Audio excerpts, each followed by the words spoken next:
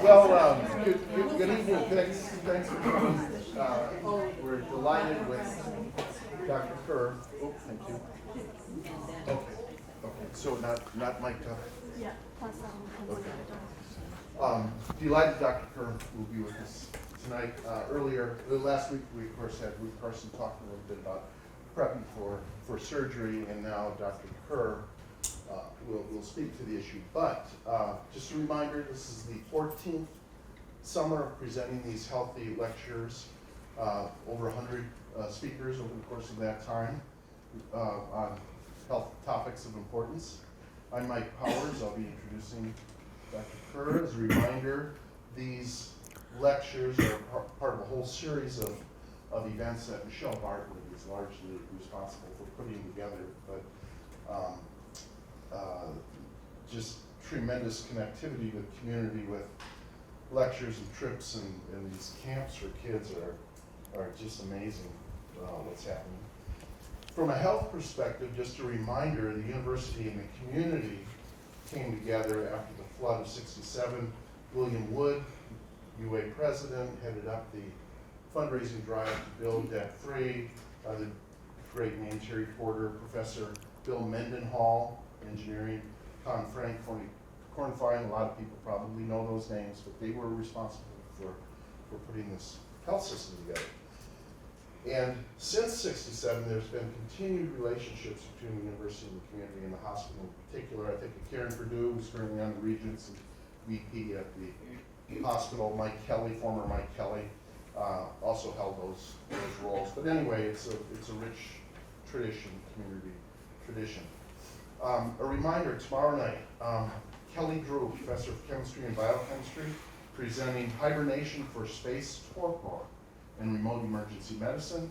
And then Thursday night, Music in the Garden features Diamond Fuller. At 6 p.m., Ryan Bowers in the Brain Trust at 7:30. It is a wonderful summer event, and for those who haven't been to the Botanical Gardens for an outdoor concert, try to catch it, it's great. With that, I'll introduce tonight's speaker, Dr. Stewart Kerr, board certified, fellowship trained orthopedic surgeon, specializing in both comprehensive spine surgery and orthopedic fractures, trauma, reconstruction. Has completed the Thomas Jefferson University Hospital's Rothman Orthopedic Institute's combined neurosurgery, orthopedic spine surgery fellowship, and it was in Philadelphia. In addition to key clinical and leadership positions over the course of his career, served as director of Portsmouth Comprehensive Spine Service Naval Medical Center in Portsmouth, Virginia.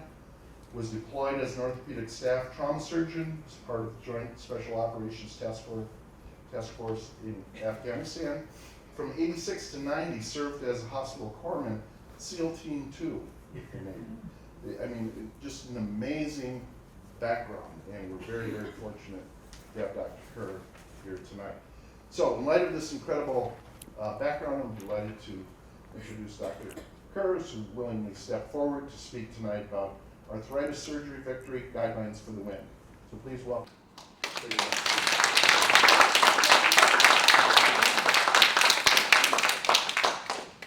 Well, welcome everybody. I'm absolutely delighted to be here.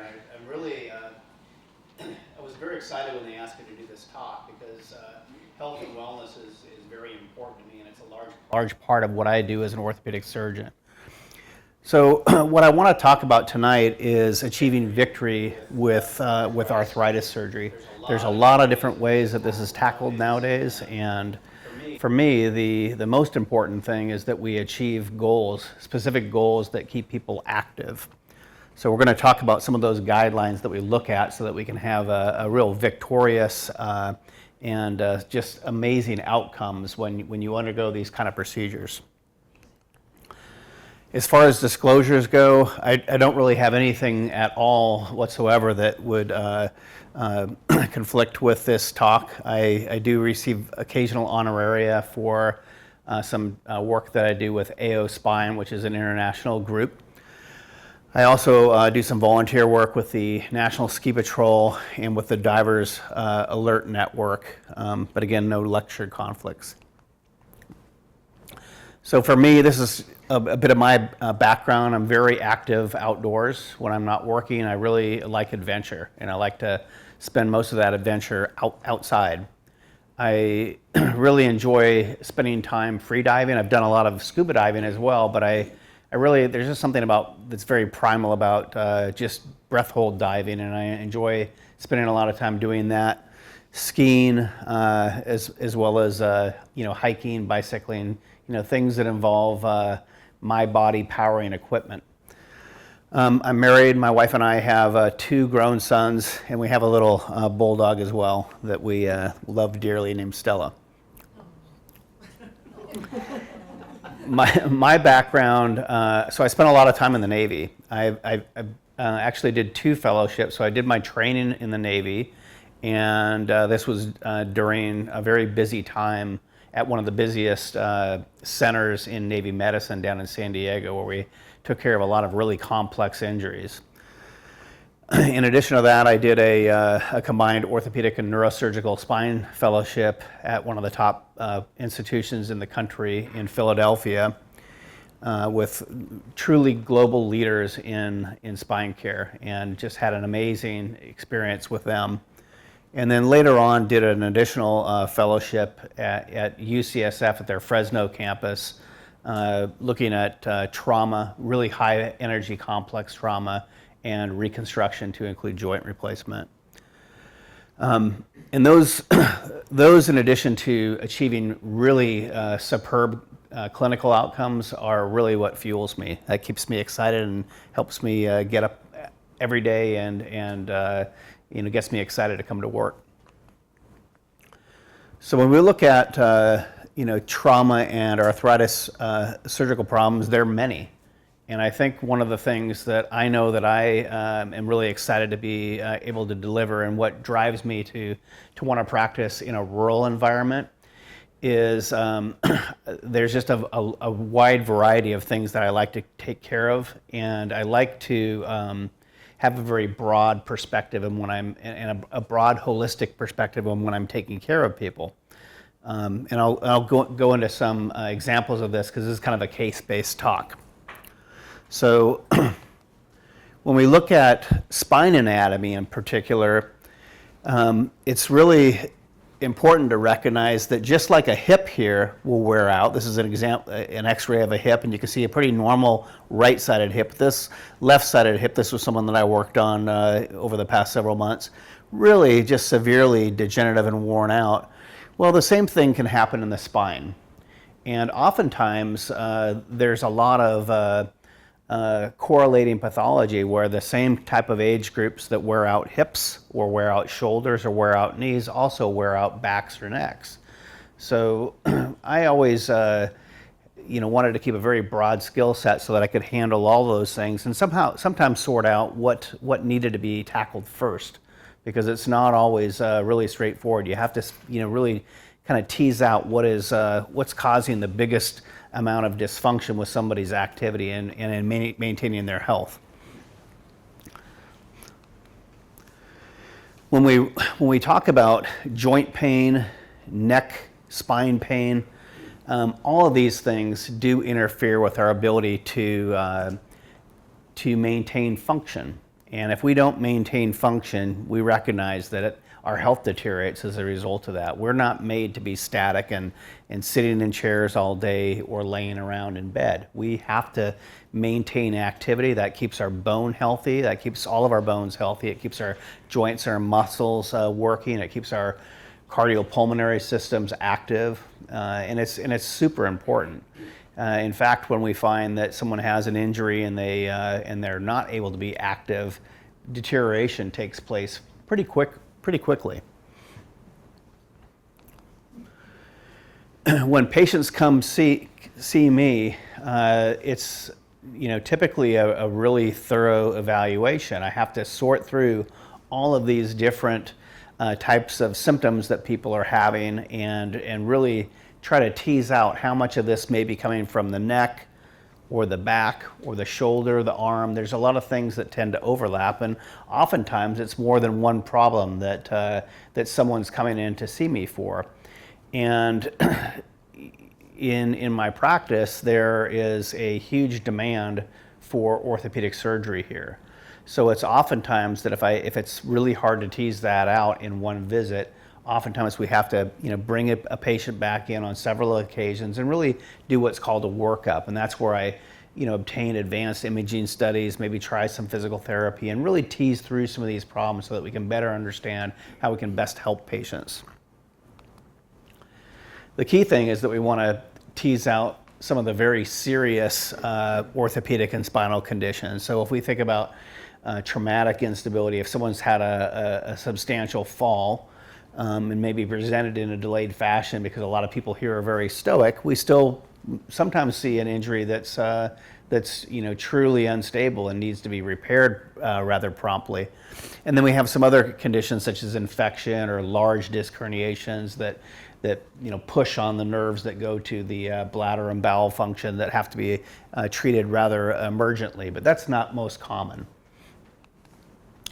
So this is how we typically sort these out, is we'll ask a lot of sometimes some kind of personal questions. We want to know about bladder and bowel function, whether someone's having fevers, chills, sweats. Sometimes it's not just straightforward and asking whether their hip hurts. We're really trying to be holistic in how we're tackling these things so that we can really understand what is going on and best address that problem. Some things that are really important to recognize is that patients have to be surgically optimized. So if we have somebody that's in fairly good physical shape from a kidney perspective, a heart and a lung perspective, essentially an activity perspective, those patients we can get through a rather stressful operation much more predictably without complications than if someone's sick and they come in to see us, and if they have diabetes that's borderline controlled or uncontrolled, if someone's carrying way too much extra weight and they're obese, if they're experiencing other type of neurologic disorders, Parkinson's, some of these other things, all these things interfere potentially with what it is that we're trying to facilitate. So it's important when we look at achieving victory in these types of surgeries that we really do try to optimize all of the medical issues prior to going in and doing these operations oftentimes. And a big part of that is that we don't want to be rolling the dice with someone's care. We want to make sure that if we're going to put someone through the risk of surgery, that we essentially optimize things to the point where there's a very, very high likelihood that we're going to get you through that surgery and get you to the outcome that we're hoping to achieve. And that is that you're walking again and you're able to maintain your health and maintain a very active type of lifestyle. And these are some of the things that I'm thinking of when patients are coming in to see me. I want to make sure that if someone is on the frail end of spectrums, that we're bumping up their diet with higher protein, higher calorie foods, so there's some reserve. If there's extensive deformity, that's a whole, especially if it's spinal deformity, those are very big operations and they're complex operations. So we want to make sure that the patients are well prepared from that, especially from an osteoporosis perspective, chronic pain, polypharmacy, all these things that we have to think about before and prior to taking them to the operating room. And a big part of that is, like I just mentioned, increasing reserve. We don't want the stress of surgery to be the most stressful thing that someone's been through in the past 6 months or a year, because that again is like rolling the dice. We want to make sure that we can safely get patients through these procedures and first do no harm.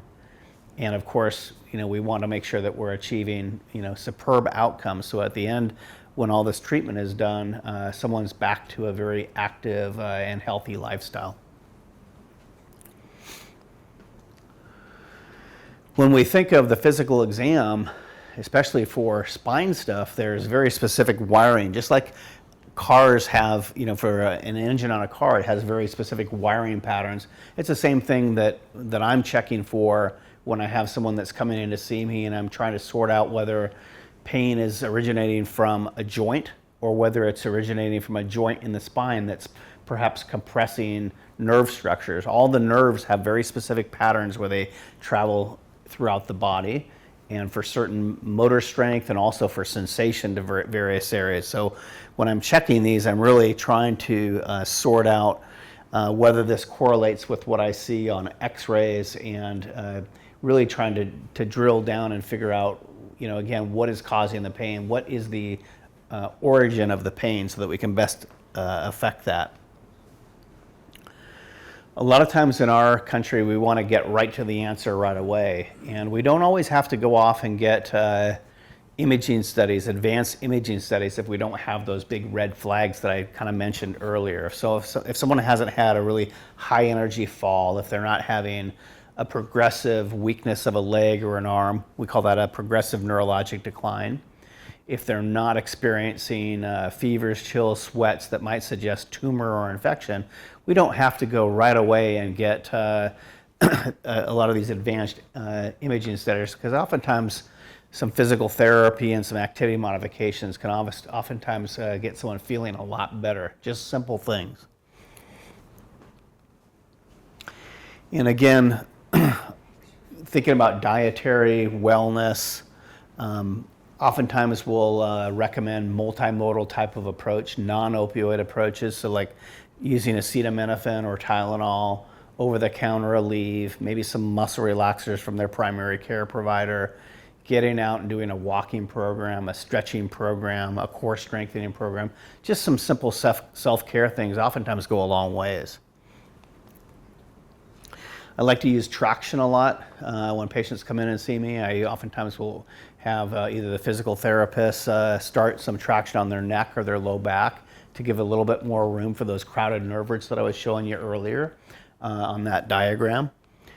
And you can see that if you really have a lot of bony arthritis, like this pictogram kind of shows, if that's really crowding nerve roots, and then I stretch the spine a little bit, we can sometimes achieve just enough room to kind of knock down some of the inflammation, because we know that tissue tends to swell up a little bit when it's inflamed. So that's one of the reasons that the traction can oftentimes be so helpful. A lot of patients will ask me about these inversion tables, and there's, like this one right here doesn't really look that stable, but there's, if I think inversion tables can be really helpful so long as you're not doing that on your own at home. And so there's someone that's there if you had a hard time, releasing yourself from that or tipping yourself back up. But if people are going to buy those, I think that it's worth investing in a high quality one that's not going to fall over and have you fall on top of your head and create an injury for it. And these are some of the pre-surgical primary care provider management things that I really want them to do. So if someone's coming in to see me and they've got a big spine deformity or a slippage of their spine that's crunching nerves, we really need to make sure that people are off of tobacco so that things can heal. We want to make sure that they have tried some over-the-counter stuff that can help. Perhaps we want to ensure that there's enough reserve from their nutrition perspective to where at the end of the day we can really not only heal the incisions, but we have to heal oftentimes the realignment surgery that I have to do, or heal the bone implant interface as well. So there's a lot of healing that has to happen inside. It's not just a matter of 2 or 3 weeks of healing the skin incision itself. A lot of patients oftentimes will ask me, the role of, some of these other modalities. And I can tell you that if it's my back and if it's your back, I really want to try to do all of the things that might get you feeling better without having to do a big reconstructive surgery. So some of these things really do have a very positive effect. If we have someone that has a big disc herniation that I think with time the body might break down, kind of like you can think of that as if you had a big bruise on your leg, it doesn't stay there forever. Eventually, all that bruise is blood that leaked out of the capillaries. So eventually your body kind of breaks that down through inflammation. And it's a similar thing that can happen with some disc herniations in your neck or in your back. We can have disc herniations that occur and then your body kind of breaks those down with time. But in the meantime, it's really painful because there's a lot of inflammation going to basically catabolize that disc that's herniated. And then the innocent bystander, the nerve root that's sitting right next to there, sees that inflammation and it causes a lot of pain, in addition to maybe some of the pressure that's on that. So injections really have a strong role for those if we're trying to avoid, going right in and doing a surgery. We're really blessed with a state-of-the-art, top in the world, not just the country, OMM clinic here. So having a whole group of physicians that do a lot of these adjustments and myofascial type of work is really a huge benefit to the community, and that's why those clinics are so popular. There's patients are finding a lot of good results with those, but they're not, just like surgery is not the answer to everything. That's not the answer to necessarily everything also. But it's really a treat for me to be able to come into a facility where it's a very multidisciplinary approach and a very holistic approach to tackling some of these very difficult problems. And so I think that there's a role potentially for all of this, because what I've found in doing this for nearly 20 years now is that what might work for one individual, maybe someone else needs a little bit of a different approach to what it is that they need. But I do find that when we're trying these things collectively, when they're oftentimes done in parallel and not just one thing and then another thing in series and then another thing in series, I find that if we do this kind of in parallel, oftentimes we can find just the right recipe for patients. So it's really a pleasure to be able to work alongside other people where we can co-manage patients and get them feeling better, many times without surgery. But again, just like surgery doesn't fix everything, sometimes those practitioners need to refer surgical problems on to me. And that's where I feel like I'm able to provide something that's unique for the community through what I bring and what I offer. And what's nice is that there is surgical pain management. I can tell you that myself and my PA Shannon and my team, we achieve some phenomenal outcomes, and I've always been very focused on that. That's something that's very near and dear to me as far as my practice goes. When I was in the service, I would have a lot of individuals that were at that that senior level in the service where maybe they had 20 plus years and they really wanted to do this job for an entire career. And I'm not going to be able to take a Navy SEAL that I maybe have known for a lot of years and tell him, look, we're not going to let you do that job anymore. So oftentimes I would have just a small window to be able to fix them and then get them back out to doing what it is that they like to do overseas, protecting us. So we really were able to achieve phenomenal outcomes and really look at the whole spectrum of what we could potentially offer some of these patients. And certainly some of them would require surgery. And we would, like a laser, we would pinpoint those surgeries to their specific needs and then get them healed up and then get them back into their training cycle so they could deploy again. And we would often do that through minimally invasive types of procedures when it was applicable. One of the things that we have here in Fairbanks, and it's the only place in the state that offers it, is endoscopic spine, where it's kind of like doing a knee scope or a shoulder scope. I have a single little small incision where I go down and I'm looking at all the neural elements, and I'm able to facilitate some decompression work, which is basically taking the pressure off of nerves through just a tiny little incision. But I'm looking all around in there through this small little fiber optic scope. And we were the first ones to be able to do this in the state. and remain the only place in the state that's really offering this endoscopic spine, which is something that I'm really proud to be able to offer here in the community. And then we also have these minimally invasive other types of techniques where I'm going in through a tubular retractor and using a conventional microscope, those sorts of things. So, and this is just another example of something that's fallen into favor in the past several years. So this is during COVID. I went and practiced down in Seattle for a couple years, and one of the things that we really had difficulties with was throughput. The hospitals were full, but patients still had surgical needs. So we started facilitating a lot of these spinal blocks where we use ultrasound guidance, and we went in and injected a bunch of anesthetic around the muscles. It's called an erector spinae block, and we were able to inject that anesthetic around those muscles and do what was historically always an inpatient procedure and do that as an outpatient. Not for every procedure, but for some of the more routine ones.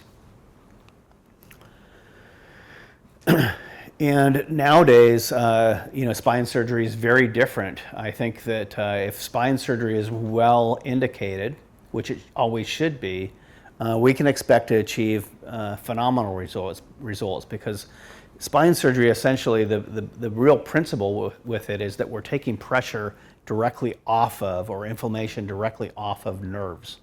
So if you have a nerve, like if you bump your elbow on a table and you knock your funny bone, you know how uncomfortable that is. If you really wallop it, makes your whole hand numb, and there's a lot of intense pain right at that area where you knocked the nerve. So spine surgery, in a sense, is similar to doing that in a chronic level in your neck or your low back. These are for individuals that have a lot of pressure on nerves, a lot of arthritis that's crowding nerves, or a fracture or trauma, and we're going in and basically taking away that direct pressure on the nerve itself so that we can relieve a lot of that direct pain that they're experiencing. And nowadays we have, even here in Fairbanks, I have a spine robot that allows me to very accurately place the implants that I need to do. Once I've taken all the pressure off of the nerve structures, I oftentimes have to stabilize it because I've shaved away so much of the arthritis that it would make the spine slip. Or there may be a deformity. There might be someone that has a really bad scoliosis and I've got to straighten them back up. So these spine robots that we have here in the community are really helpful. It's not that the robot's doing the surgery. I pre-plan everything, but it really does speed up the time that someone's under a general anesthetic, and it helps on the recovery substantially. And the safety. And the safety aspect of it is really important to me, to not have to bring someone back to the operating room because a screw was malpositioned and rubbing on a nerve root, those sorts of things. And then post-operatively, sometimes we have some special devices that we have to use, especially if someone's had surgery before. We might want to put a special vacuum sponge to help seal off that wound so that it doesn't leak and become infected. And that's just a diagram that shows that, or a picture that shows that.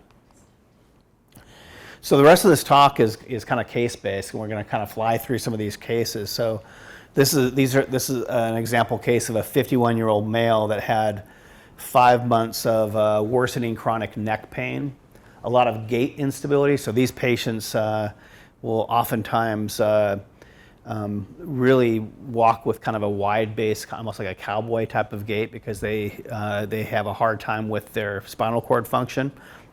A lot of hand numbness, and this person also was kind of a chronic tobacco user. And a lot of people don't realize that how bad tobacco is for your neck and your back. Not only does it cause problems with your heart and your lungs, but it really deteriorates. For a lot of people, it will really deteriorate the intervertebral disc and accelerate arthritis.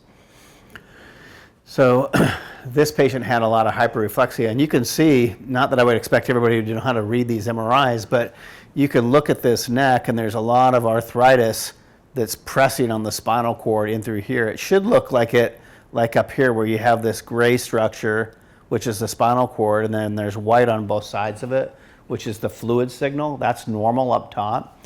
But down here, it's not normal. You have all of this hourglass, like pinching effect on the spinal cord itself.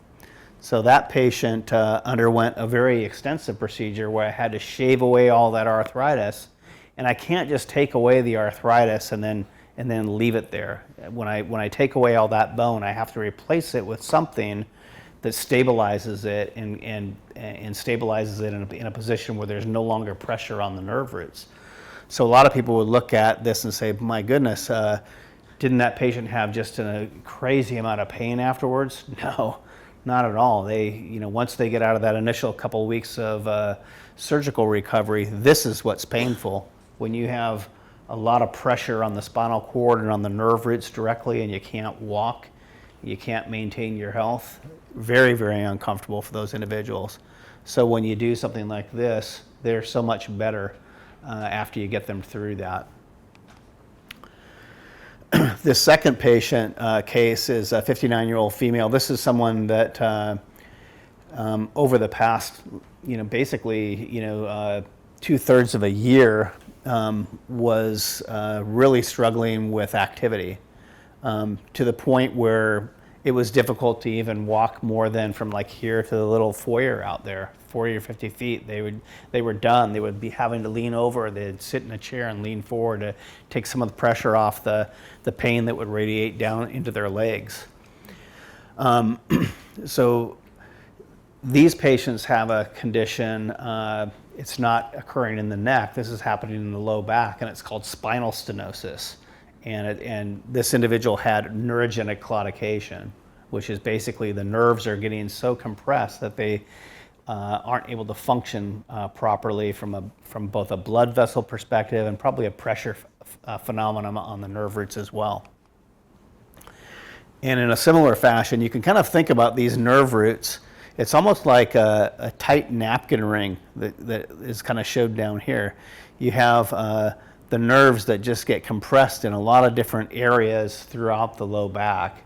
And those individuals might be able to do okay if they're on like a stationary bicycle and they're leaning way forward, because that'll open up their spine, but they really have a struggle walking, especially walking even downstairs, a little bit of a decline, because we don't walk down a decline leaning way forward. We tend to walk kind of straight up when we do that, and that pinches those nerves a little bit more. So again, getting back to those same principles of what I'm doing for these patients is I'm removing the arthritis that's squeezing and compressing all the nerve structures and freeing those up. Oftentimes what I need to do is I have to put in these special little, they're like little shims, if you will. We call them cages. And those cages separate the bones apart from one another. So if you look back at this previous one, you can see that how compressed these two bones are close to one another. There's really not very much intervertebral disc left. And then the spine is starting to kind of have all these little bends in it, which are abnormal bends. And we realign those. So we stretch the spine apart, kind of like traction, but in a permanent sense. We put these little spacers in there, and then we shave away the arthritis. And then we have to stabilize these patients in the back part with some screws and some bolts to kind of hold things in place while they heal from freeing up all the arthritis that they have. And that takes this away, and patients do amazingly well with that. A lot of people they'll ask me, well, how will I bend? Well, we usually bend. A lot of times when we bend, we're bending at the hips. So you might not be able to have all of the extreme twisting and side-to-side bending, but a lot of those patients really don't have a lot of bending anyway because they're so arthritic from the disc height collapse. This third patient is an individual that was 69 years of age and had essentially just a really bad scoliosis deformity, again with neurogenic claudication. So the nerves were not functioning properly because of the compression on those nerve structures. And one of the things that when you guys go home, if you think about it, and you've probably experienced this at some point in time where you've had to like reach and do some work where you're kind of stooped over like that at the waist. People don't tolerate that very well. If your head is way out over your pelvis, it's really uncomfortable for people, especially if you're living like that. So a lot of ways that patients try to adapt for that is they'll if they have a fixed deformity of their spine, they'll try to compensate by bending their hips and their knees. So then they're kind of walking around almost like Groucho Marx all the time, and then they get a lot of contractures of their hip joints. Their knees will become contracted, and they'll fatigue because it's really hard to walk around crouched all day long like that.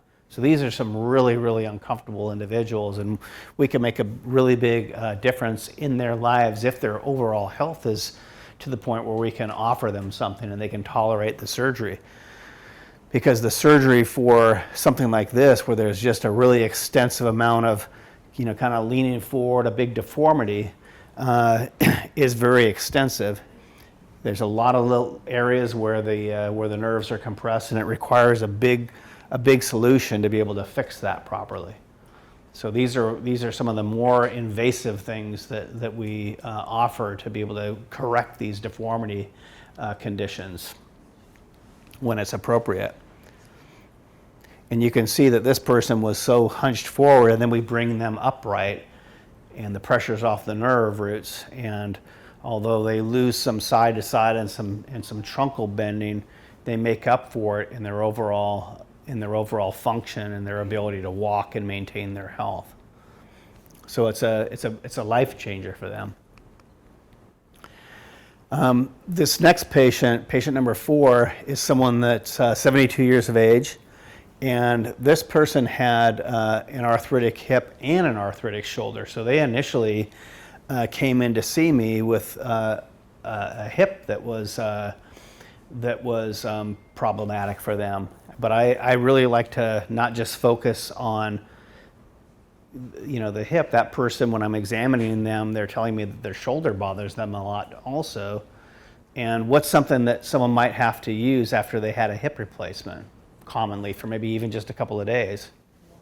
Yeah, a walker, right? So I don't help somebody if I kind of ignore the fact that they're telling me that their shoulder is also bothering them, or I notice that I think this individual was getting ready to come out the door, and I kind of held the door for them, and they were not using their shoulder very much at all, and I asked them what was going on with their shoulder, and they said, "Oh yeah, that's been bothering me for years." Well, so then we said, "Well, hold on a second, let's talk about that a little bit more."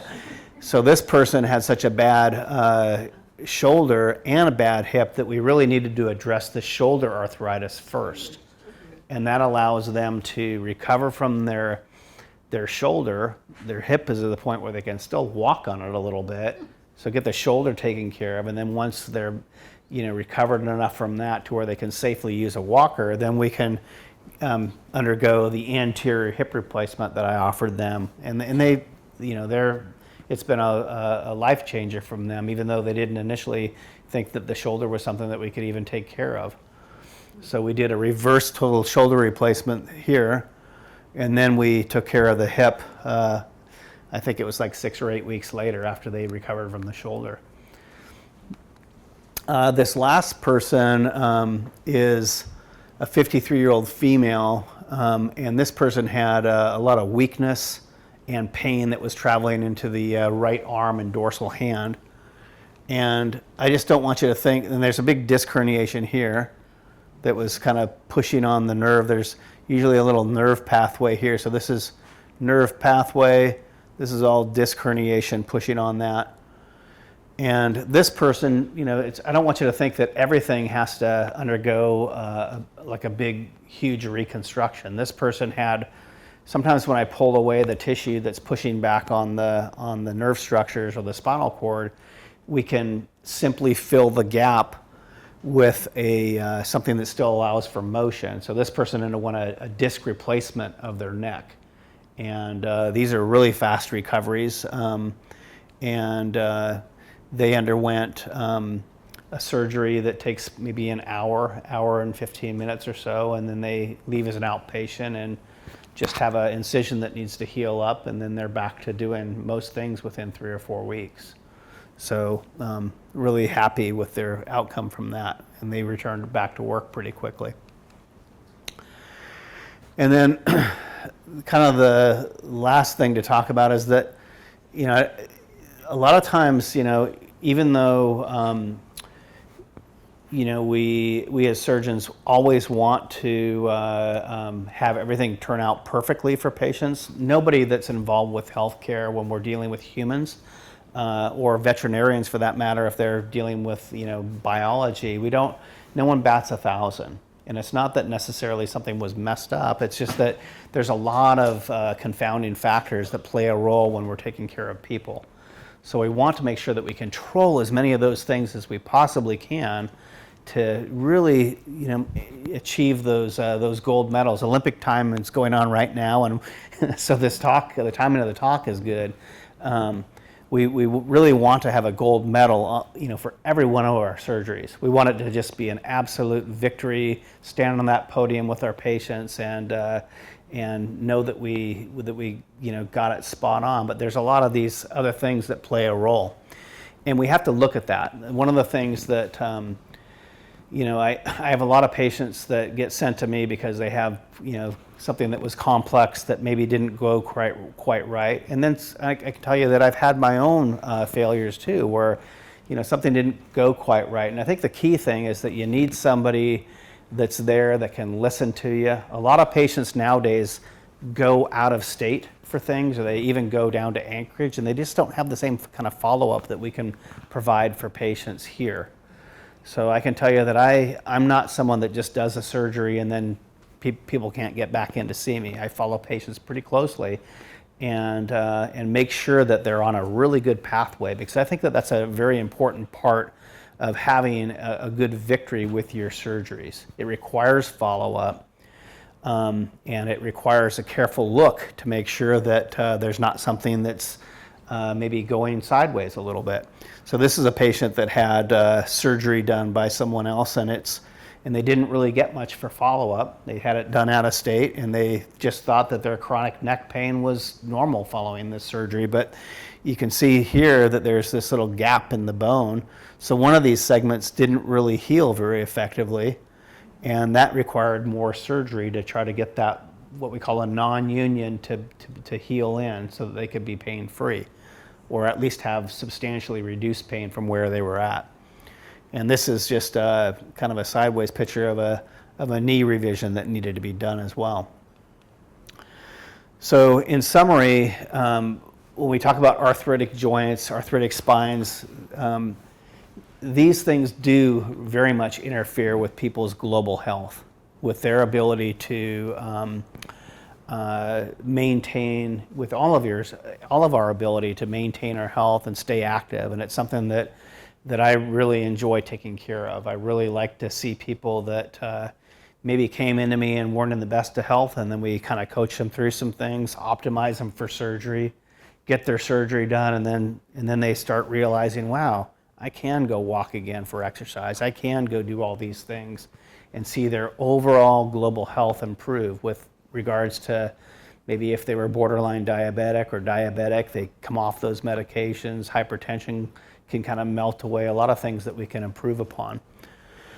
When we think about spine problems, many of them are kind of self-limiting, at least some of the more basic ones. And I find that these kind of series-directed treatments tend to work the best for those.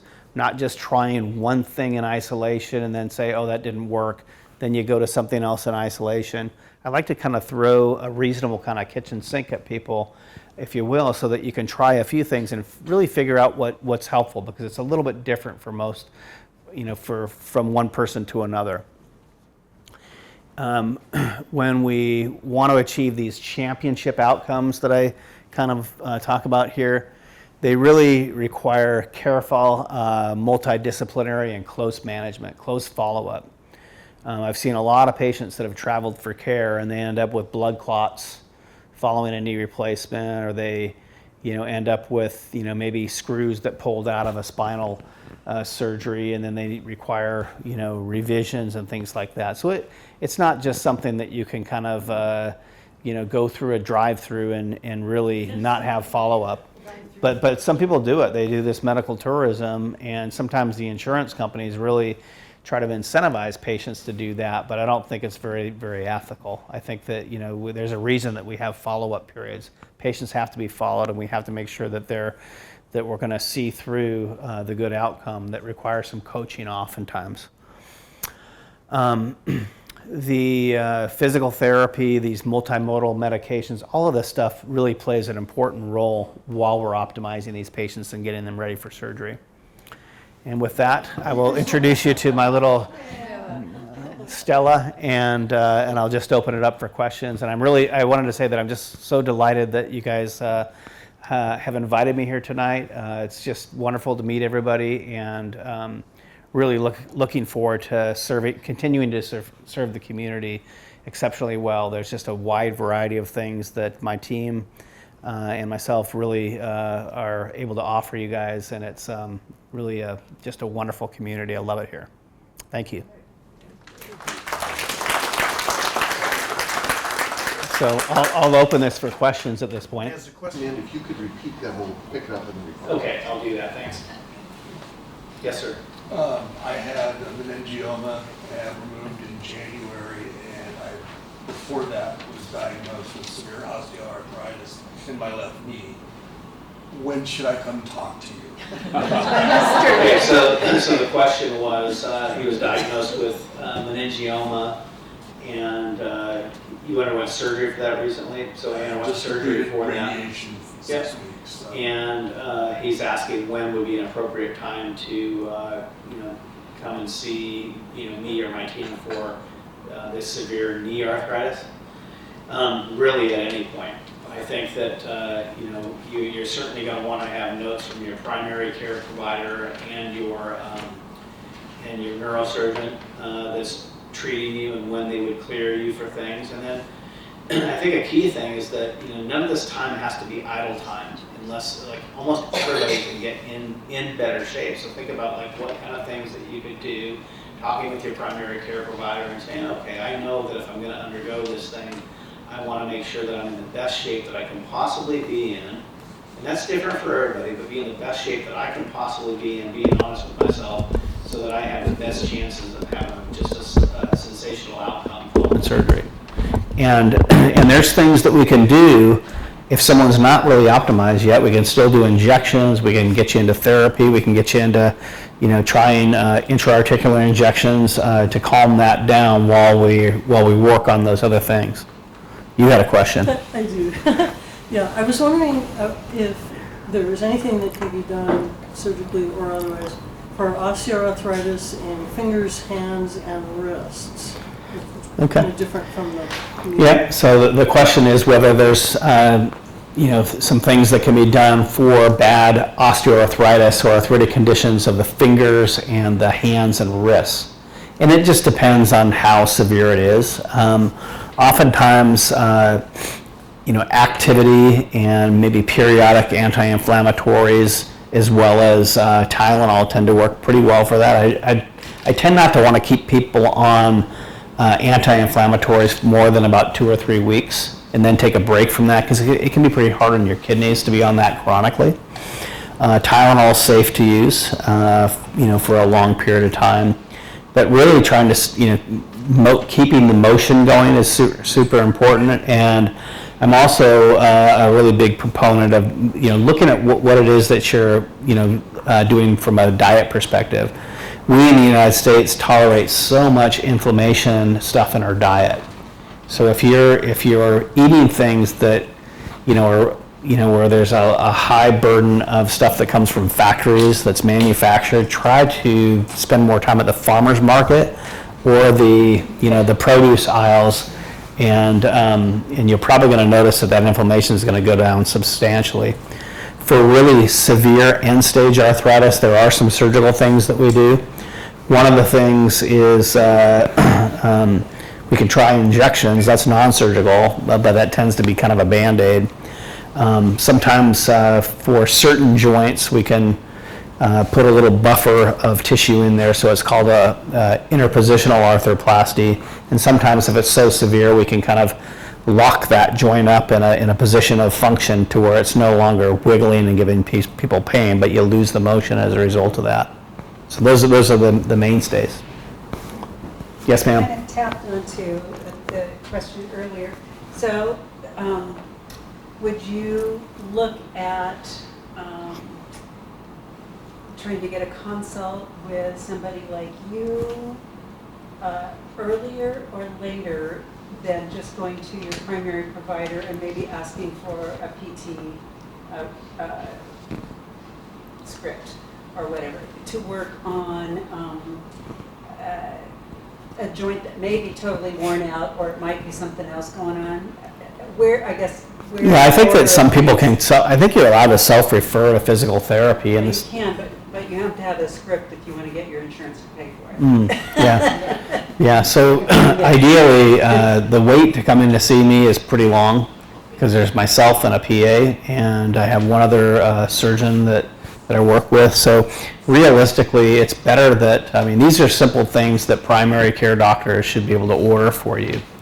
And so I look at like all of the primary things, which is, you know, some simple medications, you know, such as anti-inflammatory medications. Celebrex, meloxicam are two anti-inflammatories that can be utilized. But I think oftentimes I just recommend that someone maybe try extra strength Tylenol 3 times a day if it's really severe arthritic pain, and then, you know, maybe consider an anti-inflammatory if you need something on top of that. Physical therapy, and then kind of in a similar fashion, look at all the dietary stuff. You know, stay active, get into physical therapy, try those kinds of things. And if those aren't working, then you're someone that really probably ought to be in to see our clinic, unless your primary care doctor is also comfortable with doing a steroid injection of the knee, for example. So steroid injections can be really helpful, but they're just going to buy you some time. And if it's really bad arthritis and you're already starting, one of the things that, let me back up for a minute.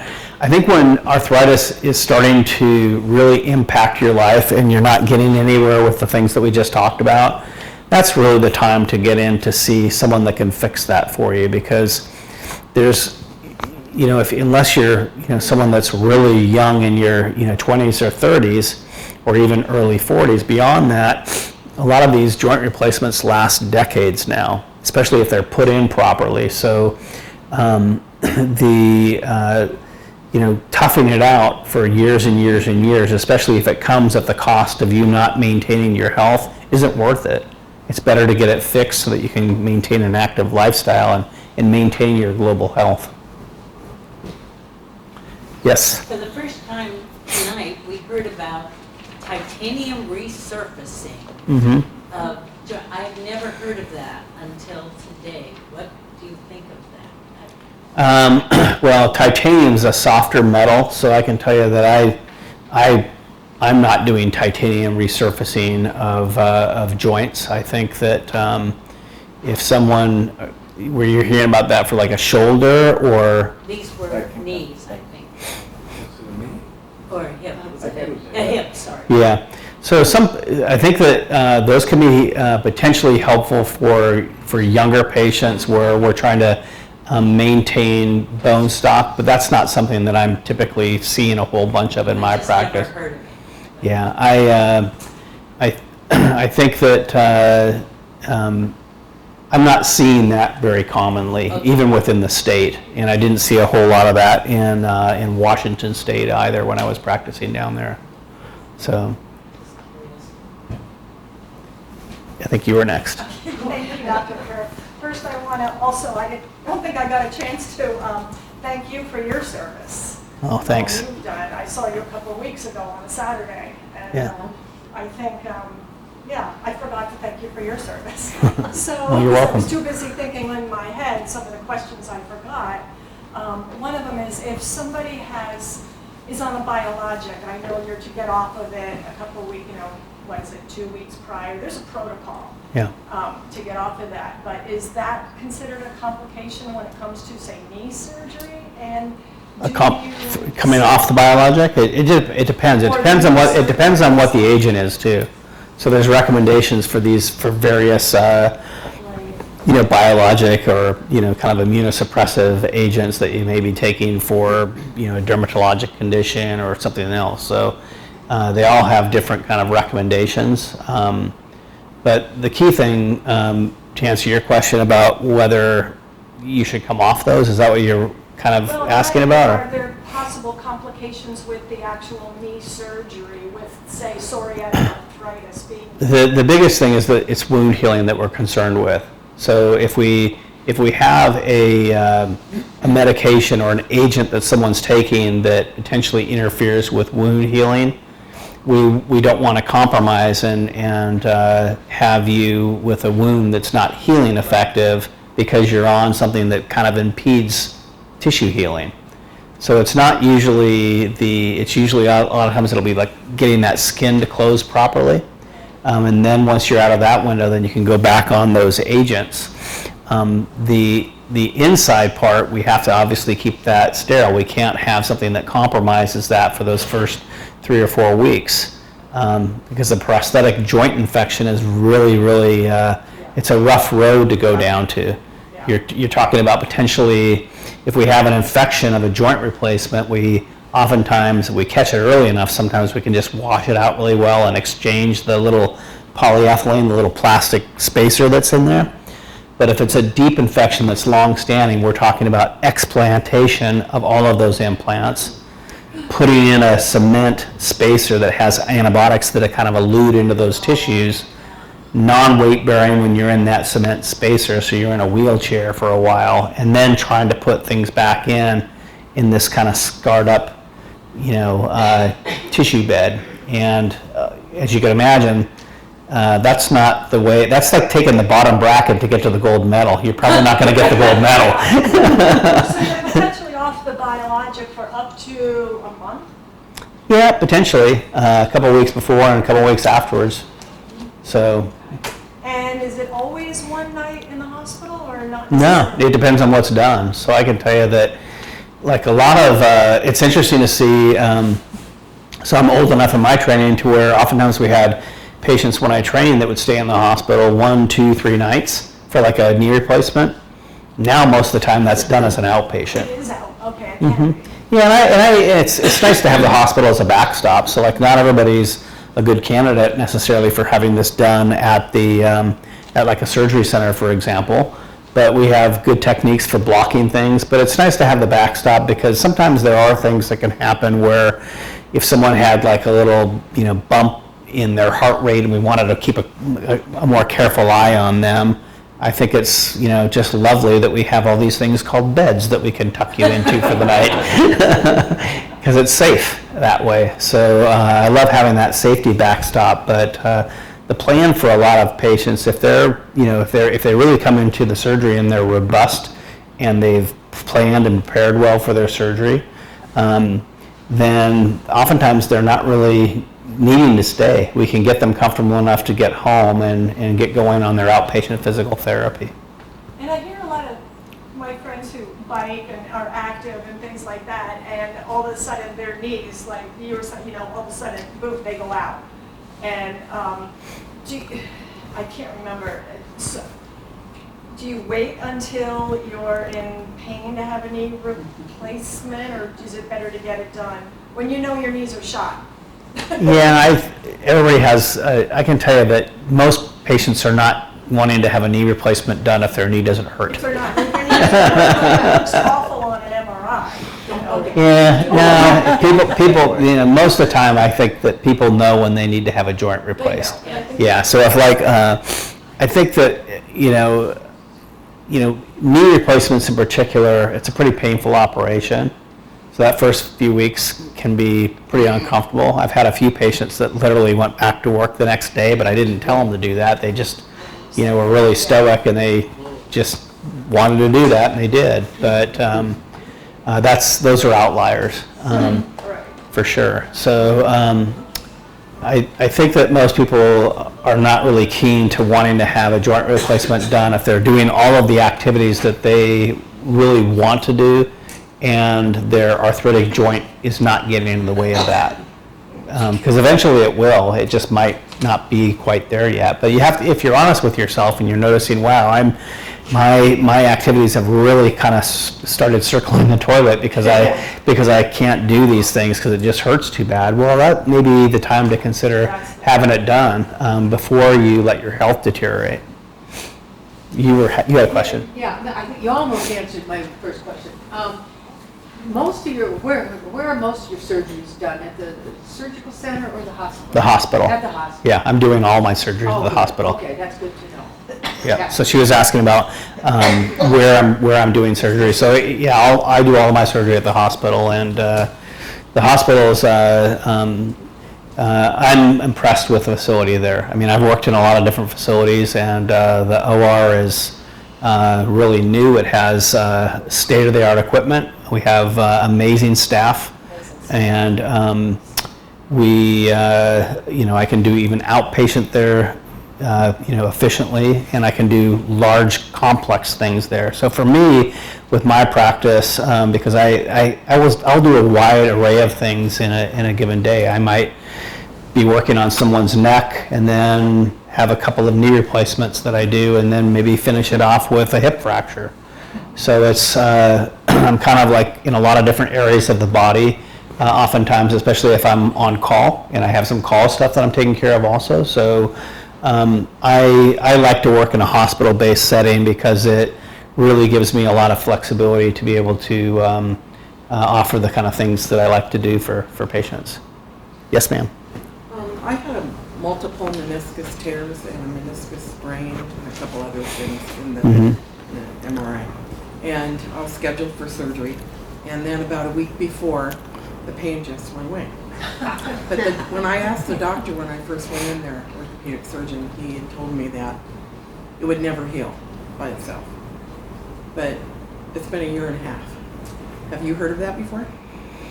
Well, I like to first do no harm, and I would say that if something doesn't bother you, you can leave that alone, unless it's something like, if someone had pancreatic cancer, for example, and you and it's like, well, it didn't really hurt, and your labs are like going through the roof. I wouldn't say leave that alone. I would say you should probably think about how you want to have that managed, in a careful discussion with the general surgeon, for example. But for a lot of musculoskeletal things that are non-dangerous to sit on, I wouldn't, a meniscus tear for someone that maybe is, in their 20s, where we know if that, doesn't heal and we're beating up that tissue by potentially walking on it and not allowing it to heal, I would certainly maybe want to re-image it and see if it healed, because our bodies do have a capacity to be able to heal regardless of what age we are. So I was told that to do whatever I could still physically until the surgery, and so I was still hiking and doing all that. yeah, so I can tell you meniscus tears for some individuals can heal, or they can get to the point where they flip back into position, and maybe there's a little bit of a tear or a little peripheral tear or whatnot, to where it's not painful or problematic. And I think in those situations, if that was the only thing that was going on, it's safe to leave that alone. If it didn't hurt you, I wouldn't, if you came into me and you had an asymptomatic meniscus tear that didn't bother you at all, I'd kind of coach you on what kind of things to look out for and let you go play and do the kind of things that you like to do, and maybe say, well, try to avoid really deep, squatting, for example, because that might aggravate it a little bit more. But I don't think that you have to have a surgery for that. If it doesn't bother you, leave it alone and follow it. Follow it clinically.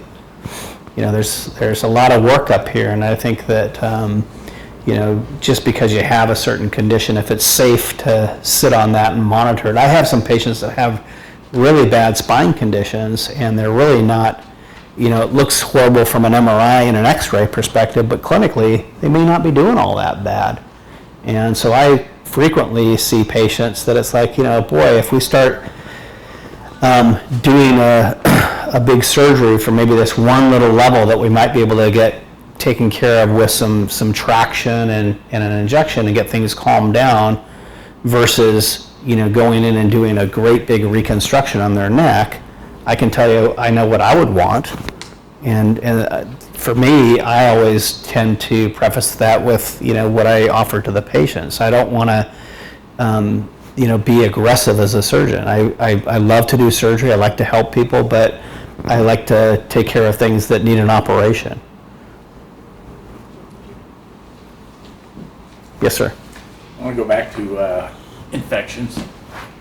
So statistically, how often are there infections that develop either lightly or severely with an anterior hip replacement? It should be less than 1%. So you're not winning a lottery. No, it should be, so prosthetic joint infection should happen less than 1%. And I don't think Alaska tends to bat that well, all comers. I mean, there's a lot of infections that happen. Fortunately, knock on wood, I have not had a lot of joint infections, but I don't, I think I've just been really systematic in how I tackle those things, and I have had some. I don't want you to think that I haven't had those too. I mean, anybody that does those operations occasionally is going to have some that get infected, but they shouldn't be, the rate should be low. Is there a general reason as to why? I think I've read that there's a pre-op that you need to do to clean the body. Is that right or no? No, it's the biggest reason that joints can get infected is that the joint is inside of a capsule, so you can kind of, there's not a lot of blood supply to those implants. So, in a kind of a simple sense, you can think of a joint replacement of being inside of a fluid-filled sac, and there's not a lot of antibiotic or antimicrobial stuff from your white blood cells that get into that area and can fight that if it gets infected. So that's number one. And then the other thing that often happens with implants in particular is that if there's infection that ensues, the bacteria develop this little sugar protein coating. It's called a glycocalyx, and it kind of fights the antibiotics off, and it creates a little layer, so it's hard to eradicate an infection of a joint, especially if it's inside of that fluid-filled sac, because there's not a lot of body response to it. So that's why we wear these special hoods. We do a lot of things to try to minimize those. And perhaps one of the most important things to do is look at all the things that we can control from a pre-surgical perspective, making sure that someone's not diabetic. If they are diabetic, their diabetes needs to be well controlled with a hemoglobin A1C of less than 7. We want to control obesity. We want to do all of these things to really reduce the chances that someone could develop that infection, because it's a really rough road to go down if you have a prosthetic joint infection. Is an allergic reaction, or it's common for the body to reject? It's not common, but there are some people that have metal allergies, and those patients usually know that prior to undergoing a joint replacement. So that may be someone that can't wear jewelry. They'll develop a rash from a watch, for example, if they have a metal band on their watch, or from like a cheap ring or something like that. Sometimes like metal eyeglass frames, that kind of stuff will create a rash. So usually a lot of patients that have metal allergies will know that going in, and then we use a special type of implant that's hypoallergenic, or have them get metal testing for it. In the 99% of cases that do not result in infection, the ones that don't have infection, is there any medication involved for life, having that metal inside you? No, there's no medication for... The body just does that? Yeah, you're talking about like that it adapts to the metal that's in there? Yeah, it does. I mean, it's like it so if someone, there's some debate over whether patients need to have like antibiotic prophylaxis for dental cleanings, deep dental cleanings, if they have like a root canal or something like that needs to be done. So the American College of or the American Dental Association said, boy, antibiotics aren't aren't really required prophylactically if someone has a joint replacement in before routine cleaning, but if they're having something that's done more extensively, we usually want to put them on an antibiotic prior to that procedure. So, but that's really it. There's not, you don't have to take any type of an agent for the rest of your life like you would if you were to have like a liver transplant or something like that. Yeah. Which is very fortunate, because that'd be a very different whole nother set of things if you had to do that. Any other questions at all? I think you're going to be the final one, because I'm. Let somebody else if they haven't All right. spoken. But when you were talking about cervical spine Mhm. and problems that can go on there, and you've talked about function, but what if function and pain and numbness and those kinds of things were to come and go? Would you wait until it just didn't go away anymore and you weren't able to do some of the other?